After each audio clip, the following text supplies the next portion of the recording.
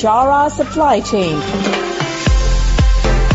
highlighting and showcasing solutions for the most complex challenges facing the industry in 21st century by our team of subject matter experts and mentors. Broadcasting every week, all year round, we will present the most up-to-date series of podcasts and webinars. Hello and welcome to another episode of Bichara Supply Chain, the podcast. This is Nurhadi, your host. Today we're going to talk about the value of the S&OP process to the organizations. And with me now, Chaim Silberstein. He is an expert in supply chain and president at TS Consulting Associates based in Canada. So thank you for joining us, Chaim, and welcome to Bichara Supply Chain. Thank you. Thank you for inviting me to talk about such an important process like S&OP.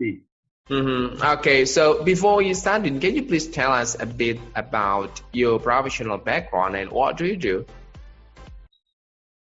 Well, I've been fortunate enough to be able to combine a lot of practical experience with some consulting experience over the last more than 30 years.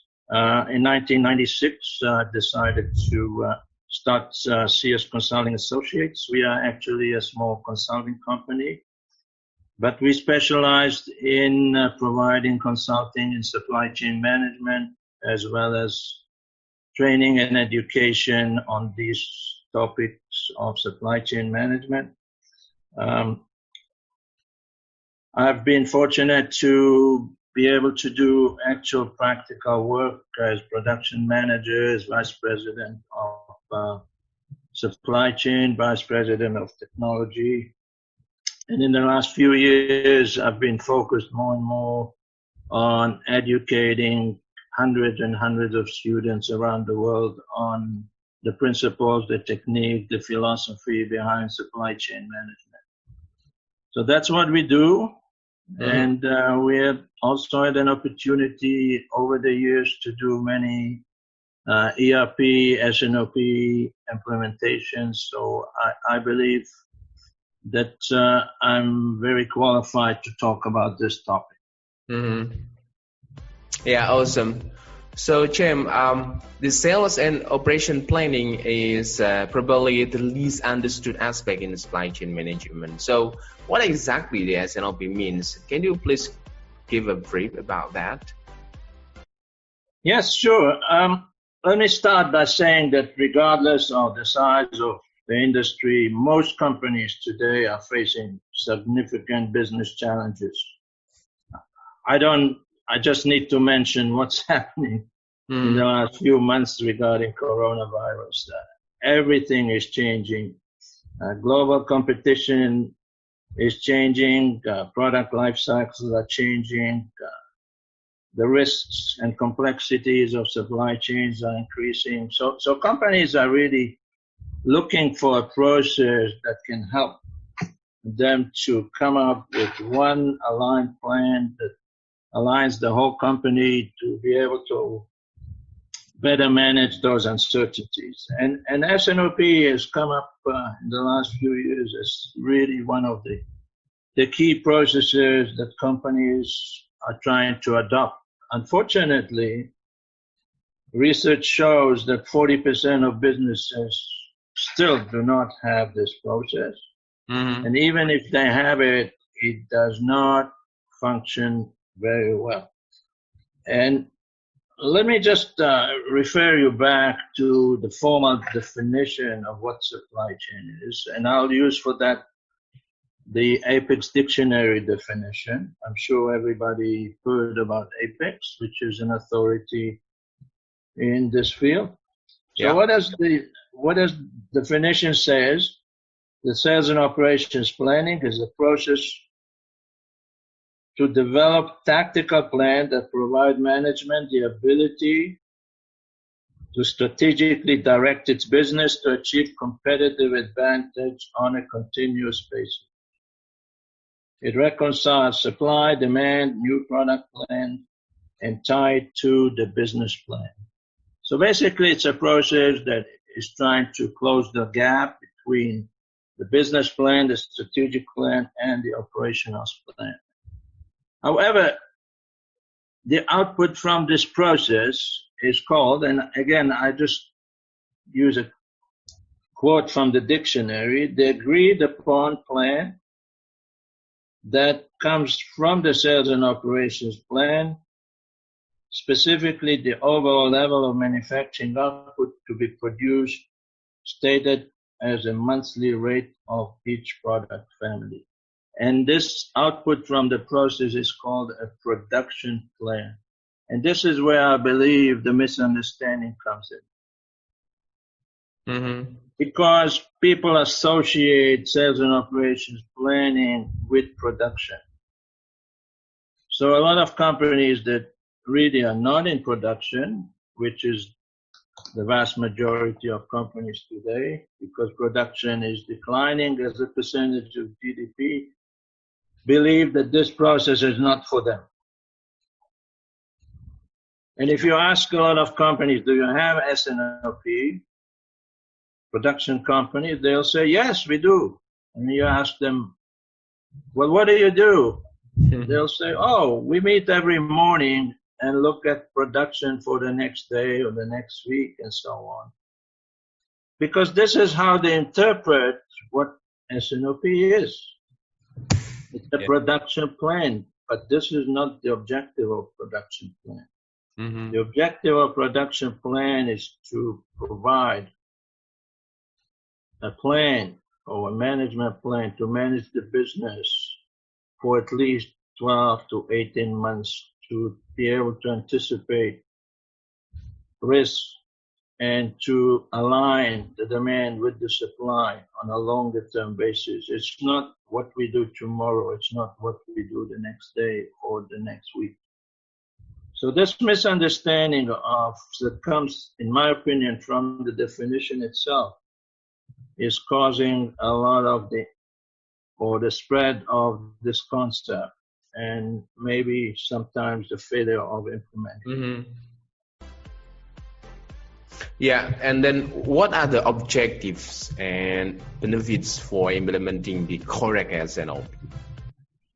So the objective are really to align the plan, the strategic plan with the operations plan, identify how the company did in the last 3 months and what is it going to do in the next 12 to 18 months.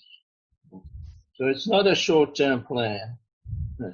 It's really a medium to longer term plan. And the key benefits of this, in my opinion, is that it provides early warning capabilities to enable companies to get out of a constant firefighting mode. It provides you an opportunity to take corrective actions before problems really occur. Mm-hmm. And there are really lots of benefits if you can do it properly. You can really achieve a lot of benefits, which if we have time, we can discuss some of those benefits. Yeah. All right. So you have mentioned lots of benefits for implementing the correct S&OP. So do you think a commitment from a top management is such kind of importance? I think one of the failures of supply chain management, and I've listed in some of the articles I wrote about 10 reasons for failing, but I'll list the top 2. Mm-hmm. Management fails to understand the need for this process. Yep. And the second is general managers' failure to take responsibility of this meeting to ensure its success. Mm-hmm. So I've been involved in many projects where it started like, woohoo, we're going to do it, it's going to be great. And a month, 2 months later, the whole process falls apart because senior management was not driving it, not understanding what it can do, not providing the resources and the time to do it properly, and it just fell apart. Mm-hmm. So what we see is lack of involvement, no regular participation either from manufacturing, from finance, from marketing, and the end result is that most attempts to implement S&OP fail. Mm-hmm. All right.